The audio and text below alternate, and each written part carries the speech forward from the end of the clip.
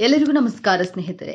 ಈ ಸಿಂಹ ರಾಶಿಯವರ ಜೀವನ ಹೇಗಿರುತ್ತೆ, ಈ ರಾಶಿಯವರಿಗೆ ಎಷ್ಟೆಲ್ಲ ಲಾಭ ಇರುತ್ತೆ, ಇವರ ಜೀವನದಲ್ಲಿ ಯಾವೆಲ್ಲ ಘಟನೆಗಳು ಆವರಿಸಿರುತ್ತದೆ, ಸಿಂಹ ರಾಶಿಯವರ ಮುಂದಿನ ಜೀವನ ಹೇಗೆಲ್ಲ ನಡೆಸ್ತಾರೆ, ಈ ರಾಶಿಯವರ ಹಣಕಾಸಿನ ವಿಚಾರದಲ್ಲಿ ಅನುಕೂಲತೆಯನ್ನ ಹೇಗೆಲ್ಲ ನಿಭಾಯಿಸ್ತಾರೆ, ಅಧಿಕಾರ ಗೌರವ ಕೀರ್ತಿ ನಿಮ್ಮ ಕಾಲ ಕೆಳಗಿದೆ.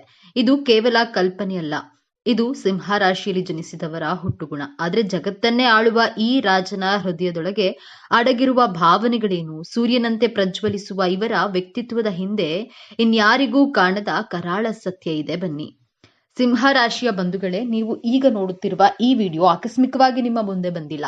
ನಿಮ್ಮ ಜೀವನದ ಅತ್ಯಂತ ನಿರ್ಣಾಯಕ ಘಟ್ಟದಲ್ಲಿ ನಿಂತಿರುವ ನಿಮಗೆ ನಿಮ್ಮ ಇಷ್ಟ ದೇವರು ಅಥವಾ ನಿಮ್ಮ ಕುಲದೇವರು ಒಂದು ಪ್ರಮುಖ ಸಂದೇಶವನ್ನ ನೀಡಲು ಬಯಸಿದ್ದಾರೆ. ಇಷ್ಟು ದಿನ ನೀವು ಅನುಭವಿಸಿದ ನೋವು, ಅವಮಾನ, ಕಷ್ಟಗಳಿಗೆ ಪ್ರತಿಫಲ ಸಿಗುವ ಸಮಯ ಬಂದಿದೆ.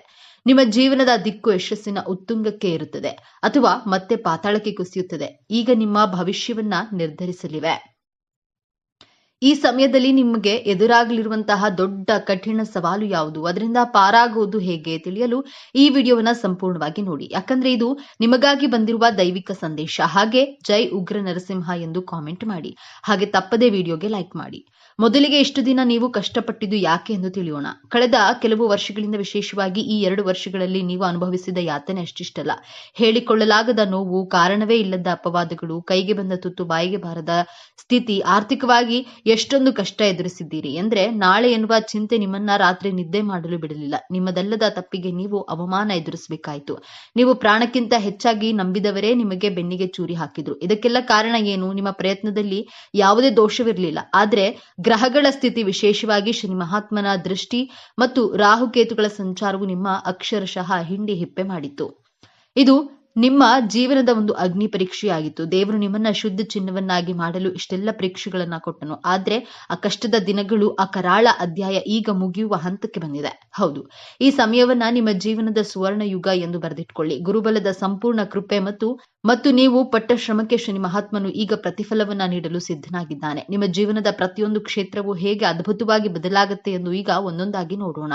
ಮೊದಲನೆಯದಾಗಿ ನಿಮ್ಮ ವೃತ್ತಿ ಜೀವನ. ಎಷ್ಟೋ ದಿನಗಳಿಂದ ಒಂದೇ ಜಾಗದಲ್ಲಿ ಕೂತು ಎಷ್ಟೇ ಪ್ರಾಮಾಣಿಕವಾಗಿ ದುಡಿದ್ರೂ ನಿಮಗೆ ಪ್ರಶಂಸೆ ಸಿಗ್ಲಿಲ್ಲ, ಪ್ರಮೋಷನ್ ಕೂಡ ಸಿಗ್ಲಿಲ್ಲ.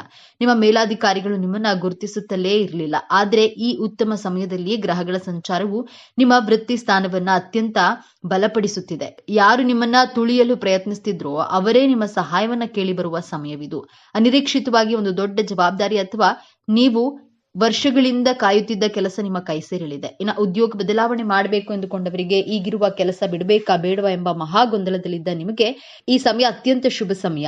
ನಿಮಗೆ ಬರುವ ಹೊಸ ಉದ್ಯೋಗದ ಅವಕಾಶಗಳು ನೀವು ಕನಸಿನಲ್ಲೂ ನಿರೀಕ್ಷೆ ಮಾಡೋದಕ್ಕಿಂತ ದೊಡ್ಡ ಮಟ್ಟದಲ್ಲಿರುತ್ತೆ. ಸಂಬಳ, ಹುದ್ದೆ ಎರಡರಲ್ಲೂ ದೊಡ್ಡ ಏರಿಕೆಯನ್ನ ಕಾಣ್ತೀರಿ. ವಿದೇಶಕ್ಕೆ ಹೋಗುವ ಪ್ರಯತ್ನದಲ್ಲಿದ್ರೆ, ವೀಸಾ ನಿರೀಕ್ಷೆಯಲ್ಲಿದ್ದವರಿಗೆ ಶುಭ ಸುದ್ದಿ ನಿಮ್ಮ ಕಿವಿಗೆ ಬೀಳಲಿದೆ. ಸರ್ಕಾರಿ ಉದ್ಯೋಗಕ್ಕಾಗಿ ಪರೀಕ್ಷೆ ಬರೆದು ಕಾಯ್ತಿರುವವರಿಗೆ ನಿಮ್ಮ ಹೆಸರು ಪಟ್ಟಿಯಲ್ಲಿ ಬರುವ ಸಾಧ್ಯತೆ ಸ್ಪಷ್ಟವಾಗಿ ಕಾಣ್ತಿದೆ. ಧೈರ್ಯವಾಗಿ ಮುನ್ನುಗ್ಗಿ ಯಶಸ್ಸು ನಿಮ್ಮದೇ.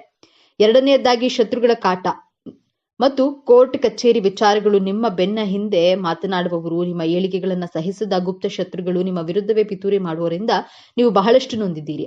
ಆದ್ರೆ ಈ ಸಮಯದಲ್ಲಿ ನಿಮ್ಮ ರಾಶಿಯಾಧಿಪತಿಯಾದ ಮಂಗಳನ ಕೃಪೆಯಿಂದ ಆ ಶತ್ರುಗಳು ತಾವಾಗಿಯೇ ನಾಶವಾಗ್ತಾರೆ.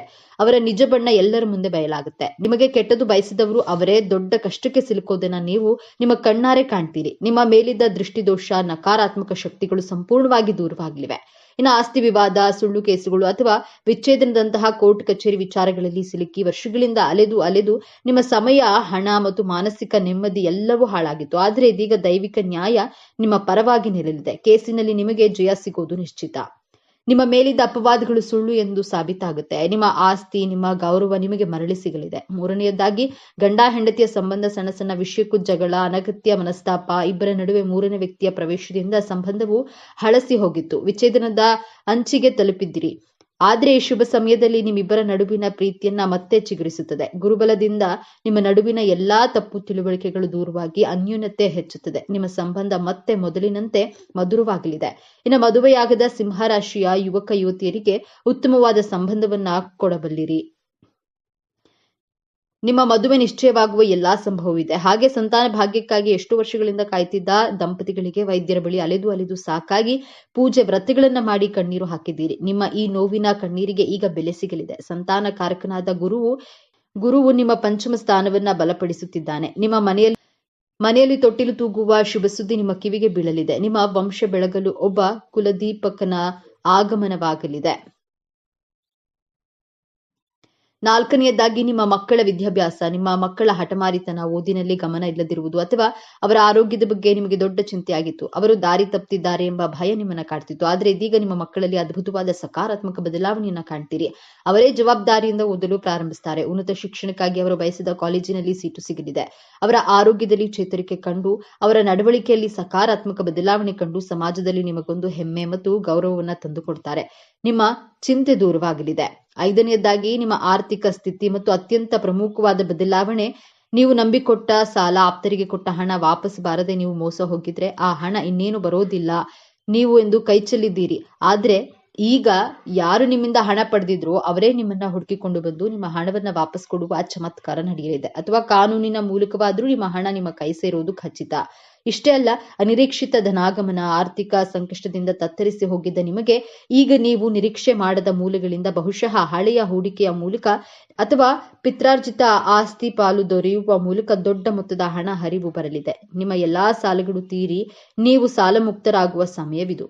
ಲಕ್ಷ್ಮೀ ದೇವಿಯು ನಿಮ್ಮ ಮನೆಯಲ್ಲಿ ಸ್ಥಿರವಾಗಿ ನೆಲೆಸುತ್ತಾಳೆ. ವ್ಯಾಪಾರ ವ್ಯವಹಾರದಲ್ಲಿ ಸತತ ನಷ್ಟ ಅನುಭವಿಸಿದ್ದು ಇನ್ನೇನು ಮುಚ್ಚಿಬಿಡಬೇಕು ಎನ್ನುವ ಸ್ಥಿತಿಯಲ್ಲಿದ್ದಾಗ ನಿಮಗೆ ಪೂರ್ವಜನ್ಮ ನೀಡಲಿವೆ. ನಿಮ್ಮ ವ್ಯಾಪಾರಕ್ಕೆ ಹೊಸ ಪಾಲುದಾರರು ಸಿಗಬಹುದು ಅಥವಾ ನಿಮ್ಮ ಹೊಸ ಆಲೋಚನೆಗಳಿಂದ ದೊಡ್ಡ ಮಟ್ಟದಲ್ಲಿ ಯಶಸ್ಸು ಕಾಣಬಹುದು. ಗ್ರಾಹಕರ ಸಂಖ್ಯೆ ಹೆಚ್ಚಾಗಿ ನಿಮ್ಮ ಲಾಭವು 10 ಪಟ್ಟು ಹೆಚ್ಚಾಗಲಿದೆ. ಇಷ್ಟೆಲ್ಲ ಅದ್ಭುತ ಯಶಸ್ಸು, ಹಣ, ಗೌರವ, ಸಂಬಂಧಗಳು ಇಷ್ಟೆಲ್ಲವೂ ನಿಮ್ಮದಾಗಲಿದೆ. ಆದ್ರೆ ನಿಮ್ಮ ಮುಂದೆ ಒಂದು ದೊಡ್ಡ ಕಷ್ಟಕರವಾದಂತಹ ಸವಾಲು ಕೂಡ ಎದುರಾಗುತ್ತೆ. ಈ ಸವಾಲನ್ನ ನೀವು ಗೆಲ್ಲಲೇಬೇಕು. ಆ ಸವಾಲು ಹೊರಗಿನಿಂದ ಬರೋದಿಲ್ಲ, ಅದು ನಿಮ್ಮ ಶತ್ರುಗಳಿಂದ ಬರೋದಿಲ್ಲ, ಅದು ನಿಮ್ಮ ಒಳಗಿನಿಂದಲೇ ಬರುತ್ತೆ. ಆ ಸವಾಲೇ ನಿಮ್ಮ ಕೋಪ ಮತ್ತು ಅಹಂಕಾರ. ಹೌದು, ಸಿಂಹರಾಶಿಯವರೇ, ನಿಮ್ಮ ರಾಶಿಯಾಧಿಪತಿ ಮಂಗಳ. ನಿಮಗೆ ಕೋಪ, ಆವೇಶ, ಆತುರ ಜಾಸ್ತಿ. ಅನಿರೀಕ್ಷಿತ ಯಶಸ್ಸು, ಹಣ, ಅಧಿಕಾರ ನಿಮ್ಮ ಕೈಗೆ ಬಂದಾಗ ನಿಮ್ಮಲ್ಲಿ ನಾನೇ ಸರಿ, ನನ್ನಿಂದಲೇ ಇದೆಲ್ಲ ಸಾಧ್ಯವಾಯಿತು, ನನಗಿಂತ ದೊಡ್ಡವರು ಯಾರೂ ಇಲ್ಲ ಎಂಬಂತಹ ಅಹಂಕಾರ ತಲೆ ಎತ್ತಬಹುದು. ನಿಮ್ಮ ಕೋಪ ಹೆಚ್ಚಾಗಬಹುದು. ಈ ಸಮಯದಲ್ಲಿ ನಿಮ್ಮ ಆತುರದ ನಿರ್ಧಾರದಿಂದ ಅಥವಾ ನಿಮ್ಮ ಸಿಟ್ಟಿನ ಮಾತಿನಿಂದ ನಿಮ್ಮ ಆಪ್ತರನ್ನೇ, ವಿಶೇಷವಾಗಿ ನಿಮ್ಮ ಜೀವನ ಸಂಗಾತಿಯನ್ನೇ, ನಿಮ್ಮ ತಂದೆ ತಾಯಿಯನ್ನೇ ನೀವು ನೋಯಿಸಬಹುದು. ಒಂದು ದೊಡ್ಡ ತಪ್ಪಿನಿಂದ ನಿಮ್ಮ ಕೈಗೆ ಬಂದ ಭಾಗ್ಯವೆಲ್ಲವೂ ನಿಮ್ಮನ್ನ ಬಿಟ್ಟು ಹೋಗುವ ಅಪಾಯವಿದೆ. ಯಶಸ್ಸನ್ನ ಪಡೆಯೋದು ಎಷ್ಟು ಮುಖ್ಯವೋ ಅದನ್ನು ಉಳಿಸ್ಕೊಳ್ಳೋದು ಅದಕ್ಕಿಂತ ಮುಖ್ಯ. ಈ ಅಹಂಕಾರವೇ ನೀವು ಎದುರಿಸುವ ಅತಿ ದೊಡ್ಡ ಸಮಸ್ಯೆ. ಹಾಗಾದ್ರೆ ಈ ದೊಡ್ಡ ಸಮಸ್ಯೆಯಿಂದ ಪಾರಾಗೋದು ಹೇಗೆ? ಈ ಯಶಸ್ಸನ್ನ ಶಾಶ್ವತವಾಗಿ ಉಳಿಸ್ಕೊಳ್ಳೋದು ಹೇಗೆ? ಪರಿಹಾರ ತುಂಬಾ ಸರಳವಾಗಿದೆ, ಆದರೆ ಇದನ್ನ ನೀವು ಅತ್ಯಂತ ಶ್ರದ್ಧೆಯಿಂದ ಪಾಲಿಸಬೇಕು. ಮೊದಲನೇದಾಗಿ ಮೌನವನ್ನ ಅಭ್ಯಾಸ ಮಾಡಿ. ಅಂದ್ರೆ ಮಾತನಾಡುವ ಮೊದಲು 2 ಬಾರಿ ಯೋಚಿಸಿ. ನಿಮ್ಮ ಮಾತಿನಿಂದ ಯಾರಿಗೂ ಎಷ್ಟೇ ಸಣ್ಣವರಾದ್ರೂ ಅವರಿಗೆ ನೋವಾಗದಂತೆ ನೋಡ್ಕೊಳ್ಳಿ. ಎರಡನೆಯದಾಗಿ ನಿಮ್ಮ ರಾಶಿಯಾಧಿಪತಿಯಾದ ಕುಜನ ಉಗ್ರ ಸ್ವಭಾವವನ್ನ ಶಾಂತಗೊಳಿಸಲು ಪ್ರತಿ ಮಂಗಳವಾರ ಹತ್ತಿರದ ಆಂಜನೇಯನ ದೇವಸ್ಥಾನಕ್ಕೆ ಹೋಗಿ ಒಂದು ಹಿಡಿ ಬೆಲ್ಲವನ್ನ ದಾನ ಮಾಡಿ ಅಥವಾ ಅಲ್ಲಿರುವ ಹಸುವಿಗೆ ತಿನ್ನಿಸಿ. ಆಂಜನೇಯನನ್ನ ನಿಮ್ಮ ಕೋಪವನ್ನ ನಿಯಂತ್ರಿಸಿ ನಿಮಗೆ ವಿನಯವನ್ನ ಕರುಣಿಸುತ್ತಾನೆ. ಮೂರನೆಯದಾಗಿ ನಿಮ್ಮ ಯಶಸ್ಸು ಸಿಕ್ಕಾಗ, ಹಣ ಬಂದಾಗ ಅದನ್ನ ತಲೆಗೇರಿಸ್ಕೊಳ್ಬೇಡಿ. ತಕ್ಷಣ ನಿಮ್ಮ ಇಷ್ಟ ದೇವರನ್ನ ಅಥವಾ ಕುಲದೇವರನ್ನ ಮನಸ್ಸಿನಲ್ಲಿ ಸ್ಮರಿಸಿ. ಇದೆಲ್ಲ ನಿನ್ನ ಕೃಪೆ ಎಂದು ಕೃತಜ್ಞತೆಯನ್ನ ಸಲ್ಲಿಸಿ. ಯಶಸ್ಸು ಬಂದಾಗ ತಲೆಬಾಗಿರಿ. ಈ ಒಂದು ವಿನಯದೊಂದಿಗೆ ನಿಮ್ಮ ಎಲ್ಲಾ ಭಾಗ್ಯವನ್ನ ನಿಮ್ಮ ಬಳಿಯೇ ಉಳಿಸುತ್ತದೆ. ಸಿಂಹರಾಶಿಯವರೇ, ನಿಮ್ಮ ಜೀವನವನ್ನ ಸಂಪೂರ್ಣವಾಗಿ ಬದಲಾಯಿಸುವ ಶಕ್ತಿ ಹೊಂದಿದೆ. ನಿಮ್ಮ ವಿಜಯದ ಆರಂಭವಾಗಲಿದೆ. ನೀವು ಅನುಭವಿಸಿದ ಪ್ರತಿಯೊಂದು ನೋವಿಗೂ ಈಗ ಪ್ರತಿಫಲ ಸಿಗಲಿದೆ. ನಿಮ್ಮ ಕಣ್ಣೀರು ಈಗ ಆನಂದ ಭಾಷ್ಪವಾಗಿ ಬದಲಾಗುವ ಸಮಯ ಬಂದಿದೆ.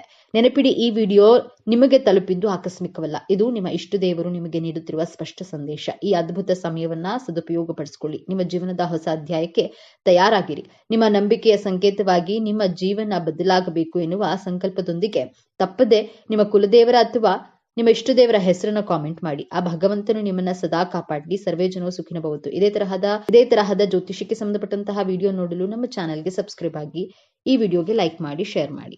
ಈ ಸಿಂಹ ರಾಶಿಯವರ ಜೀವನ ಹೇಗಿರುತ್ತದೆ? ಸಿಂಹ ರಾಶಿಯವರಿಗೆ ಎಷ್ಟೆಲ್ಲ ಲಾಭ ಇರುತ್ತದೆ?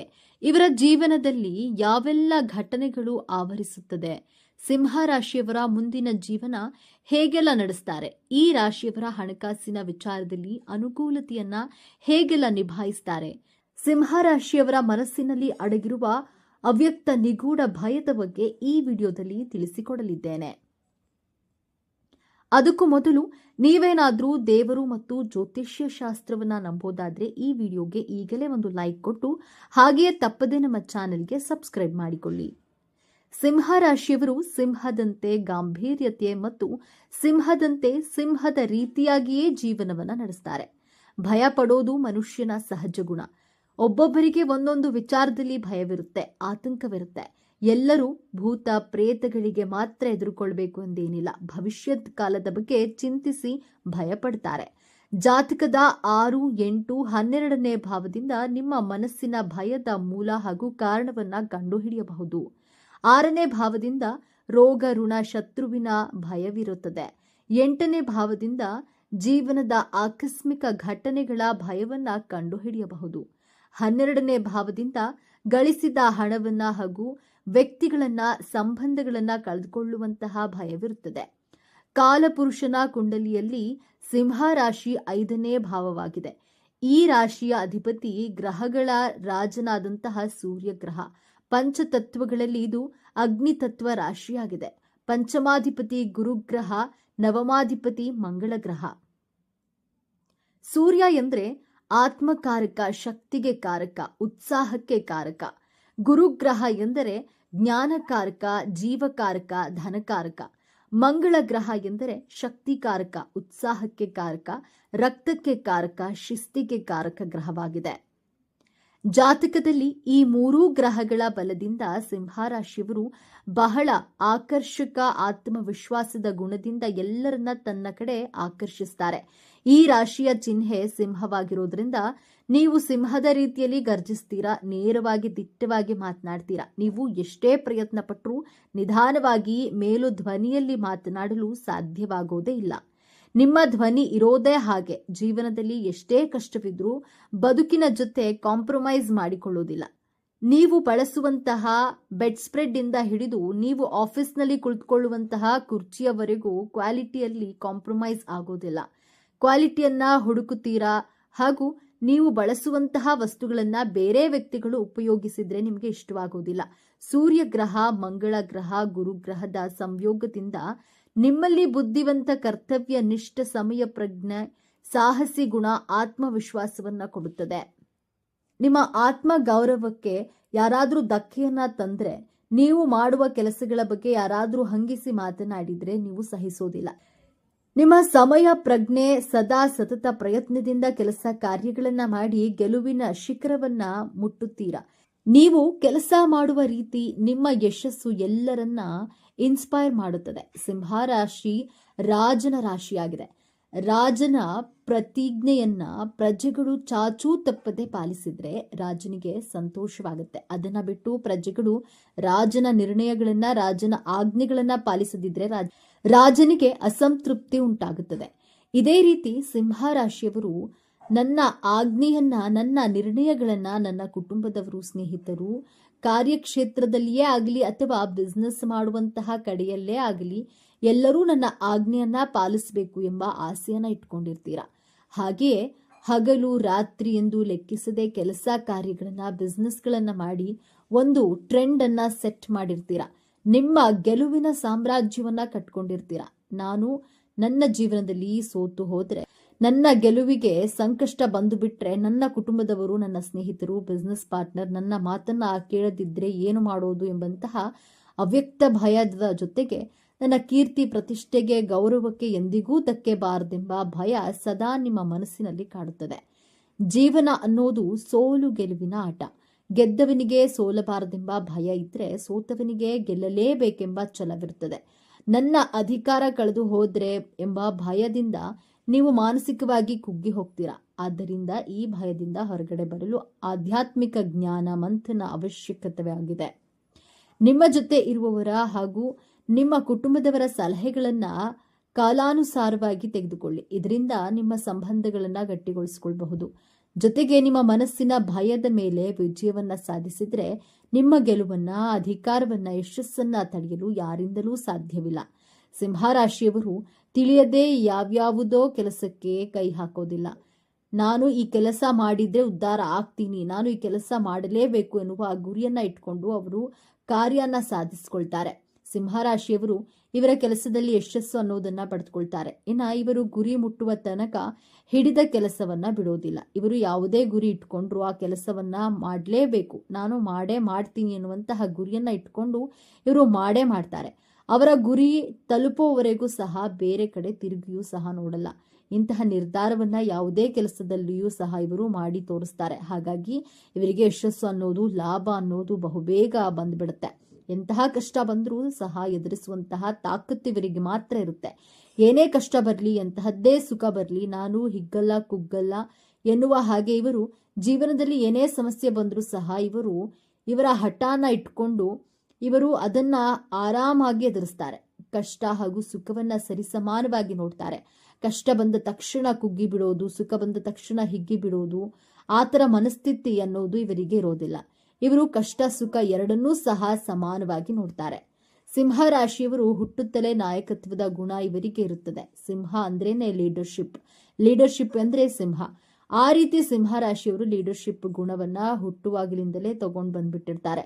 ಎಲ್ಲರಿಗಿಂತ ಇವರು ಒಂದು ಕೈ ಜಾಸ್ತಿನೇ ಒಳ್ಳೆಯದನ್ನ ಪಡ್ಕೊಂಡು ಬಂದಿರ್ತಾರೆ.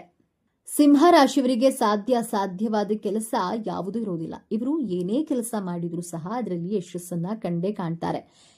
ಸಿಂಹ ರಾಶಿಯವರು ಯಾರ ಮುಂದೆಯೂ ಕೂಡ ತಲೆ ತಗ್ಗಿಸೋದಿಲ್ಲ. ಸಿಂಹ ಯಾವತ್ತಾದ್ರೂ ಯಾರ ಮುಂದೇನಾದ್ರೂ ತಲೆ ತಗ್ಗಿಸುತ್ತಾ? ಹಾಗೆಯೇ ಸಿಂಹ ರಾಶಿಯವರು ಯಾರು ಏನೇ ಅಂದ್ಕೊಳ್ಳಲಿ, ಒಂದು ವೇಳೆ ಇವರದ್ದು ತಪ್ಪಿದ್ರೂ ಇರ್ಲಿ, ಸರಿಯಾದ್ರೂ ಇರ್ಲಿ, ಇವರು ಯಾರಿಗೂ ಸಹ ತಲೆ ಮಾತ್ರ ತಗ್ಗಿಸಲ್ಲ. ಈ ರೀತಿ ಮನೋಭಾವದವರು ಈ ಸಿಂಹ ರಾಶಿಯವರು. ಹಾಗೆಯೇ ಈ ರಾಶಿಯವರಿಗೆ ಪ್ರಾಮಾಣಿಕತೆ ಅನ್ನೋದು ಸ್ವಲ್ಪ ಜಾಸ್ತಿಯೇ ಇರುತ್ತೆ. ಇವರಿಗೆ ಎಷ್ಟೇ ಕೋಪವಿದ್ರೂ ಸಹ, ಎಷ್ಟೇ ಒಂದು ಧೈರ್ಯ ಇದ್ರೂ ಸಹ, ಪ್ರಾಮಾಣಿಕತೆ ಅನ್ನೋದು ಇವರಿಗೆ ಸ್ವಲ್ಪ ಜಾಸ್ತಿಯೇ ಇರುತ್ತೆ. ಬೇರೆಯವರ ಮುಂದೆ ಯಾವುದೇ ಕಾರಣಕ್ಕೂ ತಲೆ ತಗ್ಗಿಸಲ್ಲ, ತಲೆ ತಗ್ಗಿಸುವಂತಹ ಕೆಲಸವನ್ನು ಕೂಡ ಮಾಡಲ್ಲ. ಈ ಸಿಂಹ ರಾಶಿಯವರು ಬೇರೆಯವರ ಮುಂದೆ ತಲೆ ತಗ್ಗಿಸಿಕೊಂಡು ಕೈ ಕಟ್ಟಿಕೊಂಡು ನಿಂತ್ಕೊಳ್ಬೇಕು ಎನ್ನುವಂತಹ ಮನೋಭಾವದವರು ಇವರು ಅಲ್ಲವೇ ಅಲ್ಲ. ಇವರು ಅಂತಹ ಕೆಲಸಗಳಿಗೆ ಹೋಗೋದೂ ಇಲ್ಲ. ಇವರ ಜೀವಮಾನವೆಲ್ಲ ಇದೇ ತರಹ ಬದುಕ್ತಾರೆ. ಸಿಂಹ ರಾಶಿಯವರು ಹಣಕ್ಕಿಂತ ಗೌರವಕ್ಕೆ ಜಾಸ್ತಿ ಬೆಲೆಯನ್ನ ಕೊಡ್ತಾರೆ. ಪ್ರಾಣಕ್ಕೆ ಅಂಜಲ್ಲ, ಮಾನಕ್ಕೆ ಅಂಜ್ತಾರೆ. ಇವರು ಹಣಕ್ಕಿಂತ ಮನುಷ್ಯನ ಗೌರವ ಇವರಿಗೆ ಮುಖ್ಯವಾಗುತ್ತದೆ. ಇವರ ಬಗ್ಗೆ ಯಾರಾದ್ರೂ ಏನಾದ್ರೂ ಅಂದ್ಬಿಟ್ರೆ ಯಾವುದೇ ಕಾರಣಕ್ಕೂ ಸಹ ಇವರು ಸಹಿಸಿಕೊಳ್ಳುವುದಿಲ್ಲ. ಸಿಂಹ ರಾಶಿಯವರು ಪ್ರಾಣಕ್ಕೆ ಯಾವತ್ತೂ ಸಹ ಅಂಜೋದಿಲ್ಲ, ಮಾನಕ್ಕೆ ಜಾಸ್ತಿ ಅಂಜ್ತಾರೆ. ಈ ರೀತಿ ಮನೋಭಾವ ಇರೋರು, ಈ ರೀತಿಯ ಸ್ವಭಾವ ಇರೋರು ಈ ಸಿಂಹ ರಾಶಿಯವರು. ಆತ್ಮ ಗೌರವಕ್ಕೆ ಧಕ್ಕೆ ಅನ್ನೋದು ಬಂದ್ರೆ ಇವರು ಯಾವುದೇ ಕಾರಣಕ್ಕೂ ಕೂಡ ಸಹಿಸಿಕೊಳ್ಳುವುದಿಲ್ಲ. ಇವರಿಗೆ ಯಾರಾದ್ರೂ ಅವಮಾನ ಮಾಡಿದ್ರೆ ಯಾವತ್ತೂ ಇವರು ಅವರನ್ನ ತಿರುಗಿಯೂ ಸಹ ನೋಡಲ್ಲ. ಅಂತಹ ಸ್ವಭಾವ ಗುಣ ಇವರದ್ದಾಗಿರುತ್ತದೆ. ಈ ಸಿಂಹ ರಾಶಿಯವರಿಗೆ ಜ್ಞಾನ ಅನ್ನೋದು ತುಂಬಾ ಜಾಸ್ತಿ ಇರುತ್ತೆ. ಜ್ಞಾಪಕ ಶಕ್ತಿ ಅನ್ನೋದು ಚೆನ್ನಾಗಿರುತ್ತೆ. ಇವರು ಯಾವುದೇ ಕೆಲಸ ಮಾಡಿದ್ರು ಸಹ ಪರ್ಫೆಕ್ಟ್ ಆಗಿ ಮಾಡ್ತಾರೆ. ಅಧಿಕಾರ ಪಡೆಯುವಂತಹ ವಿಚಾರಗಳಲ್ಲಿ ಆಸೆ ಹಾಗೂ ಆಸಕ್ತಿ ಇರುತ್ತದೆ. ಈ ಸಿಂಹ ರಾಶಿಯವರ ಮನಸ್ಸು ಮಗುವಿನ ಮನಸ್ಸುಳ್ಳವರು ಎಂದೇ ಹೇಳಬಹುದು. ಇಷ್ಟೆಲ್ಲ ಸಹ ಇದ್ರೂ ಈ ಸಿಂಹ ರಾಶಿಯವರಿಗೆ ದಿಢೀರಂತ ಕೋಪ ಬಂದ್ಬಿಡುತ್ತೆ, ದಿಢೀರಂತ ಸಿಡ್ಕಾಡಿ ಬಿಡ್ತಾರೆ. ಸಿಂಹಕ್ಕೆ ಯಾವ ರೀತಿ ಕೋಪ ಬರುತ್ತೋ ಅದೇ ರೀತಿ ಇವರು ಕೋಪ ಕಡಿಮೆ ಆಗೋಕ್ಕೆ ತುಂಬಾ ಸಮಯ ತಗೋತಾರೆ. ನೋಡಿದ್ರಲ್ಲ ಸ್ನೇಹಿತರೆ, ನಿಮಗೂ ಸಹ ನಿಮ್ಮ ಜೀವನದಲ್ಲಿ ಈ ರೀತಿ ಅನುಭವ ಆಗಿದೆಯಾ? ಸಿಂಹ ರಾಶಿಯವರು ಓಂ ನರಸಿಂಹ ಸ್ವಾಮಿಯೇ ನಮಃ ಎಂದು ತಪ್ಪದೆ ಕಾಮೆಂಟ್ ಮಾಡಿ. ಈ ವಿಡಿಯೋ ಮಾಹಿತಿಯನ್ನ ಆದಷ್ಟು ಎಲ್ಲರಿಗೂ ಶೇರ್ ಮಾಡಿ. ಈಗಲೇ ನಮ್ಮ ಚಾನೆಲ್ಗೆ ಸಬ್ಸ್ಕ್ರೈಬ್ ಮಾಡಿಕೊಳ್ಳಿ. ಮುಂದಿನ ವಿಡಿಯೋದಲ್ಲಿ ಒಂದೊಳ್ಳೆ ಮಾಹಿತಿಯೊಂದಿಗೆ ಭೇಟಿಯಾಗೋಣ. ಅಲ್ಲಿವರೆಗೂ ನೋಡ್ತಾ ಇರಿ ನಮ್ಮ ಚಾನೆಲ್. ಎಲ್ಲರಿಗೂ ಶುಭವಾಗಿ. ಸಿಂಹ ರಾಶಿಯವರಿಗೆ 2026ರಲ್ಲಿ ನಿಮ್ಮ ಜೀವನದಲ್ಲಿ 6 ಚಮತ್ಕಾರಗಳು ನಡೆಯಲಿದೆ. ಜೊತೆಗೆ ಯಾವ ವಿಚಾರಗಳಲ್ಲಿ ನೀವು ಬಹಳ ಎಚ್ಚರಿಕೆಯಿಂದ ಇರಬೇಕು ಎನ್ನುವಂತಹ ವಿಚಾರಗಳನ್ನ ಈ ವಿಡಿಯೋದಲ್ಲಿ ತಿಳಿಸಿಕೊಡಲಿದ್ದೇನೆ. ಅದಕ್ಕೂ ಮುಂಚೆ ನೀವಿನ್ನು ನಮ್ಮ ಚಾನೆಲ್ಗೆ ಸಬ್ಸ್ಕ್ರೈಬ್ ಆಗಿಲ್ಲ ಅಂದ್ರೆ ಈಗಲೇ ಸಬ್ಸ್ಕ್ರೈಬ್ ಆಗಿ, ಹಾಗೆ ವಿಡಿಯೋಗೆ ಲೈಕ್ ಮಾಡಿ, ವಿಡಿಯೋವನ್ನ ಸ್ಕಿಪ್ ಮಾಡದೆ ಕೊನೆ ತನಕ ನೋಡಿ. ಸಿಂಹ ರಾಶಿಯವರಿಗೆ 2026ರಲ್ಲಿ ಗೋಚಾರದಲ್ಲಿ ಗ್ರಹಗಳ ಸ್ಥಿತಿಗಳ ಬಗ್ಗೆ ನೋಡೋದಾದ್ರೆ, ನಿಮ್ಮ ರಾಶಿ ಅಧಿಪತಿ ಸೂರ್ಯಗ್ರಹ, ಪಂಚಮ ಭಾವದಲ್ಲಿ ದ್ವಿತೀಯ ಭಾವದಲ್ಲಿ ಕೇತು ಗ್ರಹ, ಸಪ್ತಮ ಭಾವದಲ್ಲಿ ಶನಿ ಗ್ರಹದ ಜೊತೆಗೆ ಶುಕ್ರ ಗ್ರಹ, ಅಷ್ಟಮದಲ್ಲಿ ರಾಹು ಗ್ರಹ, ದಶಮ ಭಾವದಲ್ಲಿ ಗುರುಗ್ರಹ, ವ್ಯಯ ಭಾವದಲ್ಲಿ ಮಂಗಳ ಗ್ರಹವಾಗಿದೆ. ಸಿಂಹ ರಾಶಿಯವರಿಗೆ 2026ರಲ್ಲಿ ನಡೆಯುವಂತಹ ಮೊದಲನೆಯ ಚಮತ್ಕಾರ, ಸಿಂಹ ರಾಶಿಯ ಅಧಿಪತಿ ಗ್ರಹಗಳ ರಾಜನಾದಂತಹ ಸೂರ್ಯಗ್ರಹ ಮಧ್ಯವರ್ಷದವರೆಗೂ 6ನೇ ಭಾವದಲ್ಲಿ ಸಂಚಾರ ಮಾಡುತ್ತದೆ. ಈ ಸಮಯದಲ್ಲಿ ಸಿಂಹರಾಶಿಯವರಿಗೆ ಇರುವಂತಹ ಹಳೆಯ ಸಾಲಗಳಿಂದ ಮುಕ್ತಿ ಪಡೆಯಲಿದ್ದೀರಿ. ನಿಮ್ಮ ಆರೋಗ್ಯದಲ್ಲಿ ಚೇತರಿಕೆ ಕಂಡುಬರುತ್ತೆ. ನಿಮಗೆ ಯಾವುದಾದ್ರೂ ಅನಾರೋಗ್ಯ ಸಮಸ್ಯೆಗಳಿದ್ರೆ ಉತ್ತಮವಾದಂತಹ ಸಲಹೆಗಳು ಸಿಗುತ್ತವೆ. ಈ ಮೂಲಕ ನಿಮ್ಮ ಆರೋಗ್ಯದಲ್ಲಿ ವೃದ್ಧಿಯನ್ನ ಕಾಣ್ತೀರಾ. ಶತ್ರುಗಳು ಕಡಿಮೆ ಆಗ್ತಾರೆ. ಸಿಂಹರಾಶಿಯವರಿಗೆ ಹಿತಶತ್ರುಗಳಾಗ್ಲಿ ಗುಪ್ತ ಶತ್ರುಗಳಾಗ್ಲಿ ನೀವು ಕೆಲಸ ಮಾಡುವ ಜಾಗದಲ್ಲಿ ಹಾಗೂ ನಿಮ್ಮ ಮನೆಯ ಸುತ್ತಮುತ್ತ ಇರುವಂತಹ ಶತ್ರುಗಳು ಕಡಿಮೆಯಾಗಲಿದ್ದಾರೆ. ಮಧ್ಯ ವರ್ಷದ ಒಳಗೆ ನಿಮ್ಮ ಬ್ಯಾಂಕ್ ಲೋನ್ಗಳನ್ನ ಹಾಗೂ ಯಾರಿಂದಲಾದ್ರೂ ತೆಗೆದುಕೊಂಡಂತಹ ಸಾಲಗಳನ್ನ ತೀರಿಸ್ತೀರಿ. ನಂತರ ಸೂರ್ಯಗ್ರಹ 7ನೇ ಸ್ಥಾನಕ್ಕೆ ಸಂಚಾರ ಮಾಡಿದಾಗ ನಿಮ್ಮ ಲೈಫ್ ಪಾರ್ಟ್ನರ್ ಜೊತೆಗೆ ಸಮಯ ಕಳೆಯಲು ಇಷ್ಟಪಡ್ತೀರಾ. ಅಕ್ಕಪಕ್ಕದವರ ಜೊತೆ ಒಳ್ಳೆಯ ಬಾಂಧವ್ಯವನ್ನ ಇಟ್ಕೊಳ್ತೀರಾ. ಬಿಸ್ನೆಸ್ ಮಾಡುವವರ ಜೊತೆ ಒಳ್ಳೆಯ ರೀತಿಯಲ್ಲಿ ಬಹಳ ಬಾಂಧವ್ಯದಿಂದ ಮಾತನಾಡ್ತೀರಾ. ಗ್ರಾಹಕರನ್ನ ತುಂಬಾ ಚೆನ್ನಾಗಿ ಕನ್ವಿನ್ಸ್ ಮಾಡುವಂತಹ ಕಲೆಯನ್ನ ಹೆಚ್ಚಿಸಿಕೊಳ್ತೀರಾ. ಸೂರ್ಯಗ್ರಹ ಅಷ್ಟಮ ಭಾವದಲ್ಲಿ ಸಂಚಾರ ಮಾಡ್ತಾನೆ. ಈ ಅವಧಿಯಲ್ಲಿ ನಿಮಗೆ ಹೊಟ್ಟೆಗೆ ಸಂಬಂಧಿಸಿದಂತಹ ತೊಂದರೆಗಳಾಗಬಹುದು. ಪದೇ ಪದೇ ಜ್ವರ ಬರುವಂತಹ ಸಾಧ್ಯತೆಗಳು ಇರಲಿದೆ. ಈ ರೀತಿಯ ಆರೋಗ್ಯ ಸಮಸ್ಯೆಗಳನ್ನ ಎದುರಿಸಬೇಕಾಗುತ್ತದೆ. ನಿಮ್ಮ ಆರೋಗ್ಯದ ಬಗ್ಗೆ ಎಚ್ಚರಿಕೆಯನ್ನು ವಹಿಸಿ. ಎರಡನೆಯದಾಗಿ ಸೂರ್ಯಗ್ರಹ ನಿಮ್ಮ ನವಮ ಭಾವದಂತಹ ಮೇಷರಾಶಿಗೆ ಪ್ರವೇಶಿಸುತ್ತದೆ. ಸೂರ್ಯನಿಗೆ ಮೇಷರಾಶಿ ಉಚ್ಚ ಕ್ಷೇತ್ರವಾಗಿರೋದ್ರಿಂದ ಮಧ್ಯ ವರ್ಷದ ನಂತರ ಸರ್ಕಾರಿ ಕೆಲಸಕ್ಕಾಗಿ ಯಾರೆಲ್ಲ ಪ್ರಯತ್ನ ಮಾಡ್ತಿರ್ವಿರೋ ಅವರಿಗೆಲ್ಲ ಅನುಕೂಲವಾಗುತ್ತೆ. ಗವರ್ನಮೆಂಟ್ ಎಂಟ್ರೆನ್ಸ್ ಎಕ್ಸಾಮ್ಸ್ ನಲ್ಲಿ ಸೆಲೆಕ್ಟ್ ಆಗುವಂತಹ ಯೋಗ ತೋರಿಸ್ತಾ ಇದೆ. ಯಾರೆಲ್ಲ ಉನ್ನತ ಶಿಕ್ಷಣ ಮಾಡಬೇಕು ಅಂದ್ಕೊಂಡಿರುವವರಿಗೆ ಇದು ಬಹಳ ಒಳ್ಳೆಯ ಸಮಯ ಆಗಿರುತ್ತೆ. ಮೇ ತಿಂಗಳಲ್ಲಿ ಸಿಂಹರಾಶಿಯವರಿಗೆ ನೀವು ಕೆಲಸ ಮಾಡುವಂತಹ ಜಾಗದಲ್ಲಿ ಒಳ್ಳೆಯ ಹೆಸರು ಮಾಡುವಂತಹ ಯೋಗ ನಿಮ್ಮದಾಗಿರುತ್ತದೆ. ನಿಮ್ಮ ಪ್ರಯತ್ನಕ್ಕೆ ಮನ್ನಣೆ, ಗೌರವ, ಪ್ರೀತಿ, ವಿಶ್ವಾಸ ಸಿಗುವಂತಹ ವರ್ಷವಾಗಿರುತ್ತದೆ. ಹೊಸ ಹೊಸ ಉದ್ಯೋಗವನ್ನ ಹುಡುಕುತ್ತಿರುವವರಿಗೆ ಹಾಗೂ ಈಗಾಗಲೇ ಕೆಲಸ ಮಾಡ್ತಿರುವವರಿಗೆ ಹೊಸ ಉದ್ಯೋಗಗಳು ಸಿಗುವಂತಹ ಅವಕಾಶಗಳು ನಿಮ್ಮದಾಗಲಿವೆ. ಮೂರನೆಯದಾಗಿ ಸಿಂಹರಾಶಿಯವರಿಗೆ ರಾಹುಗ್ರಹ ನಿಮ್ಮ ಅಷ್ಟಮ ಸ್ಥಾನದಿಂದ ಇಂದಿನ ಭಾವದಂತಹ ಸಪ್ತಮ ಸ್ಥಾನಕ್ಕೆ ಸಂಚಾರ ಮಾಡಲಿದ್ದಾನೆ. ಇಷ್ಟು ದಿನ ನೀವು ಅಂದುಕೊಂಡಂತಹ ಕೆಲಸ ಕಾರ್ಯಗಳನ್ನ ಪ್ರಾರಂಭಿಸಲು ಬಹಳ ಅಡೆತಡೆಗಳು, ತೊಂದರೆಗಳು ಆಗ್ತಿದ್ದವು. ಮನೆಯನ್ನ ಕಟ್ಟುವಾಗ ಅದು ಅರ್ಧದಲ್ಲಿಯೇ ನಿಂತಿದ್ರೆ ಮನೆಯನ್ನ ಸಂಪೂರ್ಣವಾಗಿ ಕಟ್ಟಿ ಮುಗಿಸ್ತೀರಾ. ನಿಮ್ಮ ನಿಂತು ಹೋದಂತಹ ಕೆಲಸ ಕಾರ್ಯಗಳು ಚೆನ್ನಾಗಿ ನಡೆಯುತ್ತದೆ. 2026ರಲ್ಲಿ ನಿಮ್ಮ ಆದಾಯ ಚೆನ್ನಾಗಿರುತ್ತೆ. ಸಿಂಹರಾಶಿಯವರು ಈ ಹಿಂದಿನ 1.5 ವರ್ಷದಲ್ಲಿ ನಡೆಯುವಾಗ ಎಡವಿ ಬೀಳುವುದು ಈ ರೀತಿಯೇ ಆಗಿರುತ್ತದೆ. ಗಾಡಿ ಓಡಿಸುವಾಗ ಸಣ್ಣ ಪುಟ್ಟ ಆಕ್ಸಿಡೆಂಟ್ಗಳು ಆಗಿ ಸ್ಕಿಡ್ ಆಗಿ ಬೀಳುವುದು ಇದೆಲ್ಲ ಕೊನೆಯ ವರ್ಷದ ನಂತರ ಸಂಪೂರ್ಣವಾಗಿ ಕಡಿಮೆ ಆಗಲಿದೆ. ನಾಲ್ಕನೆಯದಾಗಿ ನಿಮ್ಮ ವೈವಾಹಿಕ ಜೀವನದಲ್ಲಿ ಬಹಳ ಎಚ್ಚರಿಕೆಯಿಂದ ಇರಬೇಕಾಗುತ್ತೆ. ಯಾಕಂದ್ರೆ ರಾಹುಗ್ರಹ ನಿಮ್ಮ ಸಪ್ತಮ ಸ್ಥಾನಕ್ಕೆ ಸಂಚಾರವನ್ನ ಮಾಡ್ತಾರೆ. ಸಪ್ತಮ ಭಾವದಿಂದ ನಾವು ವೈವಾಹಿಕ ಜೀವನವನ್ನ ನೋಡಬಹುದು. ನಿಮ್ಮ ವೈವಾಹಿಕ ಜೀವನದಲ್ಲಿ ಪರಸ್ಪರ ಅನುಮಾನಗಳು ಹೆಚ್ಚಾಗಬಹುದು. ಚಿಕ್ಕ ಚಿಕ್ಕ ಕಾರಣಗಳಿಗೆ ಜಗಳಗಳು ಆಗುವುದು ನಡೆಯುತ್ತದೆ. ಆದ್ದರಿಂದ ಸ್ವಲ್ಪ ಸಮಾಧಾನವಾಗಿ ಇರಬೇಕಾಗುತ್ತೆ. ನಿಮ್ಮ ಜೀವನ ಸಂಗಾತಿಯ ಆರೋಗ್ಯದ ಕಡೆಗೆ ಎಚ್ಚರಿಕೆಯನ್ನ ವಹಿಸಬೇಕಾಗುತ್ತೆ. ಮೇ ತಿಂಗಳ ನಂತರ. 5ನೇದಾಗಿ ಸಿಂಹರಾಶಿಯವರಿಗೆ ಶನಿಗ್ರಹ ನಿಮ್ಮ ಸಪ್ತಮ ಭಾವದಿಂದ ಅಷ್ಟಮ ಭಾವಕ್ಕೆ ಪ್ರವೇಶಿಸಲಿದೆ. ಮಧ್ಯವರ್ಷದಿಂದ ಸಿಂಹರಾಶಿಯವರಿಗೆ ಅಷ್ಟಮ ಶನಿ ಪ್ರಾರಂಭವಾಗಲಿದೆ. ಇದು ಗೋಚಾರದ ಪ್ರಕಾರ ಆದ್ರೆ ನಿಮ್ಮ ಜನ್ಮ ಕುಂಡಲಿಯಲ್ಲಿ ಶನಿಗ್ರಹ ಸ್ವಕ್ಷೇತ್ರ ಉಚ್ಚ ಕ್ಷೇತ್ರದಲ್ಲಿ ಸ್ಥಿತವಾಗಿದ್ರೆ ಶನಿಗ್ರಹ ಉತ್ತಮವಾದಂತಹ ಶುಭ ಫಲಗಳನ್ನ ಕೊಡ್ತಾನೆ. ನಿಮ್ಮ ಜನ್ಮ ಕುಂಡಲಿಯಲ್ಲಿ ಶನಿಗ್ರಹ ನೀಚ ರಾಶಿ ಶತ್ರು ಕ್ಷೇತ್ರದಲ್ಲಿ ಸ್ಥಿತವಾಗಿದ್ರೆ ನಿಮಗೆ 2.5 ವರ್ಷದಲ್ಲಿ ಅಶುಭ ಫಲಗಳನ್ನ ಕೊಡಲಿದೆ. ಈ 2.5 ವರ್ಷದಲ್ಲಿ ಸಿಂಹರಾಶಿಯವರು ನಿಮ್ಮ ಮಾತಿನ ಮೇಲೆ ಗಮನ ಇಟ್ಕೊಂಡು ಮಾತನಾಡಬೇಕಾಗುತ್ತೆ. ಯಾರ ಹತ್ತಿರ ಯಾವ ಸಮಯಕ್ಕೆ ಎಷ್ಟು ಹೇಗೆ ಎಲ್ಲಿ ಮಾತನಾಡಬೇಕು ಎಂದು ಯೋಚನೆ ಮಾಡಿ ಮಾತನಾಡಿ. ಹಠದ ಸ್ವಭಾವವನ್ನ ಕಡಿಮೆ ಮಾಡಿಕೊಳ್ಳೋದ್ರಿಂದ ಶನಿಗ್ರಹದ ಕೆಟ್ಟ ಪ್ರಭಾವದಿಂದ ನೀವು ಬಚಾವಾಗಬಹುದು. ಅಷ್ಟಮ ಶನಿ ಪ್ರಭಾವದಿಂದಾಗಿ ಕೆಟ್ಟ ಆಲೋಚನೆಗಳು ತಲೆಯಲ್ಲಿ ತುಂಬಾ ಕಾಡ್ತಾ ಇರುತ್ತೆ. ಆದ್ದರಿಂದ ನೀವು ನೆಗೆಟಿವ್ ಆಲೋಚನೆಗಳಿಂದ ಹೊರಗಡೆ ಬರಬೇಕಾಗತ್ತೆ. ಪಾಸಿಟಿವ್ ಆಗಿ ಯೋಚನೆಯನ್ನ ಮಾಡಿ. ನೀವು ನೆಗೆಟಿವ್ ಆಗಿ ಯೋಚಿಸಿದ್ರೆ ನಿಮ್ಮ ಜೀವನದಲ್ಲಿ ಎಲ್ಲವೂ ನೆಗೆಟಿವ್ ಇನ್ಸಿಡೆಂಟ್ಗಳೇ ಆಗುತ್ತವೆ. ಅದರ ಬದಲು ಪಾಸಿಟಿವ್ ಆಗಿ ಯೋಚಿಸೋದ್ರಿಂದ ಸಕಾರಾತ್ಮಕವಾಗಿ ಕೆಲಸಗಳು ನಡೆಯುತ್ತವೆ. ನಿಮ್ಮ ಮನಸ್ಸನ್ನ ಯಾವಾಗಲೂ ಪಾಸಿಟಿವ್ ಆಗಿ ಇರಲು ಪ್ರಯತ್ನ ಮಾಡಿ. ಧೈರ್ಯವಾಗಿರಿ. 6ನೇದಾಗಿ ನಿಮ್ಮ ಜೀವನದಲ್ಲಿ ಹೊಸ ಹೊಸ ಅವಕಾಶಗಳು ಸಿಗಲಿದೆ. ನಿಮ್ಮ ಆಲಸ್ಯವನ್ನ ದೂರಗೊಳಿಸಬೇಕಾಗುತ್ತದೆ. ಹೊಸ ಕೌಶಲ್ಯಗಳನ್ನ ನಿಮ್ಮ ಬುದ್ಧಿಶಕ್ತಿಯಿಂದ ಕಲಿಯುತ್ತೀರಿ. ನೀವು 2026ರಲ್ಲಿ ನಿಮ್ಮ ಜೀವನದಲ್ಲಿ ಹೊಸ ವ್ಯಕ್ತಿಯ ಆಗಮನ, ಹೊಸ ಪ್ರೀತಿ ಚಿಗುರಲಿದೆ. ಸಿಂಹರಾಶಿಯವರಿಗೆ ಕೆಟ್ಟ ಮಾರ್ಗದಲ್ಲಿ ಹಣ ಮಾಡುವ ಹಾಗಿಲ್ಲ. ನಿಧಾನವಾದ್ರೂ ಪರವಾಗಿಲ್ಲ. ಪ್ರಧಾನವಾಗಿ ನಿಮ್ಮ ಕೆಲಸ ಕಾರ್ಯಗಳು ಯಶಸ್ವಿಯಾಗುತ್ತದೆ. ನಿಮ್ಮ ಕೆಲಸ ಹಾಗೂ ಬಿಸ್ನೆಸ್ನಲ್ಲಿ ಹೆಚ್ಚು ಧನಲಾಭವನ್ನ ಪಡೆಯಲು ಪ್ರತಿನಿತ್ಯ ಹನುಮಾನ್ ಚಾಲಿಸವನ್ನ ಪಠಿಸಿ. ಪ್ರತಿ ಶನಿವಾರ ಕೋತಿಗಳಿಗೆ ಆಹಾರ ಅಥವಾ ಹಣ್ಣುಗಳನ್ನ ಕೊಡಿ. ಸಾಧ್ಯವಾದರೆ ಪ್ರತಿ ಶನಿವಾರ ಅರ್ಧ ಕೆಜಿ ಮೂಲಂಗಿಯನ್ನ ಬಡವರಿಗೆ ಅಥವಾ ದೇವಸ್ಥಾನಕ್ಕೆ ದಾನವಾಗಿ ಕೊಡೋದ್ರಿಂದ ನಿಮ್ಮ ವೈವಾಹಿಕ ಜೀವನ ಬರುವಂತಹ ಸಮಸ್ಯೆಗಳು ಕಡಿಮೆ ಆಗುತ್ತದೆ. ಸಿಂಹರಾಶಿಯವರು ಯಾವ ವಿಚಾರಗಳಲ್ಲಿ ಎಚ್ಚರಿಕೆಯಿಂದ ಇರಬೇಕು ಎಂದು ನೋಡೋಣ. ಶನಿ ಹಾಗೂ ರಾಹುಗ್ರಹದ ಸಂಯೋಗದಿಂದ ನಿಮ್ಮ ಅಣ್ಣ ತಮ್ಮಂದಿರ ಜೊತೆ ಜಗಳವಾಗಬಹುದು. ಸ್ವಲ್ಪ ಸಮಾಧಾನವಾಗಿರಿ. ಶನಿ ಹಾಗೂ ರಾಹುಗ್ರಹ 2 ತಿಂಗಳು ಮೀನ ರಾಶಿಯಲ್ಲಿ ಇದ್ದಾಗ ನೀವು ಬಹಳ ಕೇರ್ಫುಲ್ ಆಗಿರಬೇಕಾಗುತ್ತೆ. ನಂತರ ಎಲ್ಲವೂ ಸರಿ ಹೋಗುತ್ತದೆ. ಈ ಸಮಯದಲ್ಲಿ ಹಣದ ಹೂಡಿಕೆಯನ್ನ ಮಾಡಬೇಡಿ. ಹಣಕಾಸಿನ ವಿಚಾರದಲ್ಲಿ ಎಚ್ಚರಿಕೆಯಿಂದ ಇರಬೇಕಾಗುತ್ತೆ. ಮಧ್ಯವರ್ಷದ ನಂತರ ಗುರುಗ್ರಹ ಮಿಥುನ ರಾಶಿಗೆ ಪ್ರವೇಶಿಸಿದಾಗ ಸ್ತ್ರೀಯರಿಂದ ಮಹಿಳೆಯರಿಂದ ನಿಮಗೆ ತೊಂದರೆಗಳು ಅಪವಾದಗಳು ಬರುವಂತಹ ಚಾನ್ಸಸ್ ಕಾಣಿಸಿರಲಿದೆ. ಆದ್ದರಿಂದ ಹೆಣ್ಣು ಮಕ್ಕಳ ವಿಚಾರದಲ್ಲಿ ಈ ತಿಂಗಳ ನಂತರ ಬಹಳ ಎಚ್ಚರಿಕೆಯಿಂದ ಕೇರ್ಫುಲ್ ಆಗಿ ಇರಬೇಕಾಗುತ್ತೆ. ಗುರುವಾರ ಹಳದಿ ವಸ್ತ್ರವನ್ನ ದಾನ ಮಾಡುವುದರಿಂದ ಈ ಅಪವಾದದಿಂದ ಮುಕ್ತಿಯನ್ನ ಹೊಂದಬಹುದು. ಸಿಂಹರಾಶಿಯವರಿಗೆ ನಿಮ್ಮ ವೈವಾಹಿಕ ಜೀವನದಲ್ಲಿ ವೈಮನಸ್ಸುಗಳನ್ನ ಮಿಸ್ಅಂಡರ್ಸ್ಟ್ಯಾಂಡಿಂಗ್ ಇದ್ದೇ ಇರುತ್ತವೆ. ಆತುರಪಟ್ಟು ಡೈವೋರ್ಸ್ಗಾಗಿ ಅಪ್ಲೈ ಮಾಡಲು ಹೋಗಬೇಡಿ. 3 ತಿಂಗಳ ನಂತರ ನಿಮ್ಮ ವೈವಾಹಿಕ ಜೀವನದಲ್ಲಿ ಇದ್ದಂತಹ ವೈಮನಸ್ಸುಗಳು ಮಿಸ್ಅಂಡರ್ಸ್ಟ್ಯಾಂಡಿಂಗ್ ದೂರವಾಗುತ್ತದೆ. ಆತುರದಿಂದ ನಿರ್ಧಾರ ತೆಗೆದುಕೊಳ್ಳಬೇಡಿ, ಸಮಾಧಾನವಾಗಿರಿ. ಸಿಂಹರಾಶಿಯವರಿಗೆ ಅದೃಷ್ಟದ ದಿಕ್ಕು ಪಶ್ಚಿಮ ದಿಕ್ಕಾಗಿದೆ. ಈ ದಿಕ್ಕು ನಿಮಗೆ ಸಾಕಷ್ಟು ಲಾಭವನ್ನ ತಂದುಕೊಡಲಿದೆ. ಈ ದಿಕ್ಕನ್ನ ಕಡೆಗಣಿಸಬೇಡಿ, ಸ್ವಚ್ಛವಾಗಿಡಿ. ಪೂಜೆಯ ವೇಳೆ ಈ ದಿಕ್ಕಿಗೂ ಆರತಿಯನ್ನ ಮಾಡಿ. ಇದರಿಂದಾಗಿ ಮನೆಯಲ್ಲಿ ಸುಖ, ಶಾಂತಿ, ನೆಮ್ಮದಿ ಎಲ್ಲವೂ ಈಡೇರುತ್ತದೆ. ಅದೃಷ್ಟದ ಸಂಖ್ಯೆ ಸಿಂಹರಾಶಿಯವರಿಗೆ ಅದೃಷ್ಟದ ಸಂಖ್ಯೆ 1, 14, 26 ಆಗಿದೆ. ಇದು ಮುಂಬರುವ ವರ್ಷದ ಸಿಂಹರಾಶಿಯವರಿಗೆ ಶುಭ ಸಂಖ್ಯೆಯಾಗಿದೆ. ಒಟ್ಟಿನಲ್ಲಿ ಸಿಂಹರಾಶಿಯವರಿಗೆ ಈ ವರ್ಷ ಹರ್ಷವನ್ನ ತರಲಿದೆ. ಸಿಂಹರಾಶಿಯವರಿಗೆ ಶನಿ ಕಾಟವಿಲ್ಲ. ಆನಂತರ ಗುರುಬಲ ಇರೋದ್ರಿಂದ ಎಲ್ಲಾ ಸಂಕಷ್ಟವನ್ನ ಸಹಿಸಿಕೊಳ್ಳಲು ಶಕ್ತಿ ಇರುತ್ತದೆ. ಸಾಧಾರಣವಾದಂತಹ ಶೈಕ್ಷಣಿಕ ಜೀವನ ನಡೆಸುವಿರಿ. ಪ್ರೀತಿ, ಪ್ರೇಮ, ವೈವಾಹಿಕ ಜೀವನದಲ್ಲಿ ಕಲಹಗಳು ಇದ್ರೂ ಅದನ್ನ ನಿಭಾಯಿಸುವಂತಹ ಶಕ್ತಿ ನಿಮಗಿರುತ್ತದೆ. ಕಿರಿಕಿರಿ ಇದ್ರೂ ಕೂಡ ನೀವು ಅದನ್ನ ಸರಳವಾಗಿ ತೆಗೆದುಕೊಳ್ಳುವಿರಿ.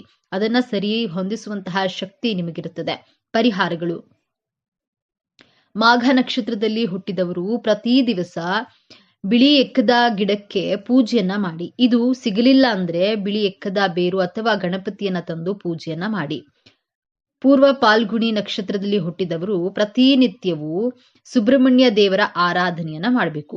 ಉತ್ತರ ಪಾಲ್ಗುಣಿ ನಕ್ಷತ್ರದಲ್ಲಿ ಜನಿಸಿದವರು ಪ್ರತಿನಿತ್ಯವೂ ಸಹ ಪೂರ್ವಕ್ಕೆ ಅಭಿಮುಖವಾಗಿ ಓಂ ಶ್ರೀ ವಾರಾಹಿ ದೇವಯಿ ನಮಃ ಈ ಮಂತ್ರವನ್ನ ಪಠಣೆ ಮಾಡಿ. ವೀಕ್ಷಕರೇ, ಈ ಎಲ್ಲಾ ಮಾಹಿತಿಗಳು ಹಾಗೂ ವಿಚಾರಗಳು ನಿಮಗೆ ಇಷ್ಟ ಆಗಿದೆ ಅಂತ ನಾನು ಭಾವಿಸ್ತಾ ಇದ್ದೇನೆ. ಈ ಮಾಹಿತಿ ನಿಮಗೆ ಇಷ್ಟ ಆಗಿದೆ, ನಮ್ಮ ಚಾನೆಲ್ ಅನ್ನು ತಪ್ಪದೇ ಸಬ್ಸ್ಕ್ರೈಬ್ ಮಾಡ್ಕೊಳ್ಳಿ. ಈ ವಿಡಿಯೋಗೆ ಒಂದು ಲೈಕ್ ಕೊಡುವುದನ್ನು ಮರಿಬೇಡಿ. ಈ ವಿಡಿಯೋನ ನಿಮ್ಮ ಫ್ರೆಂಡ್ಸ್ ಅಂಡ್ ಫ್ಯಾಮಿಲಿ ಗ್ರೂಪ್ಸ್ ನಲ್ಲಿ ಹೆಚ್ಚು ಶೇರ್ ಮಾಡಿ. ನಿಮ್ಮ ಅಭಿಪ್ರಾಯಗಳನ್ನ ತಪ್ಪದೇ ಕಾಮೆಂಟ್ ಮಾಡಿ. ಎಲ್ಲರೂ ಭಕ್ತಿಯಿಂದ ಓಂ ಶ್ರೀ ಶನೇಶ್ವರ ನಮಃ ಅಂತ ಕಾಮೆಂಟ್ ಮಾಡಿ. ಧನ್ಯವಾದಗಳು.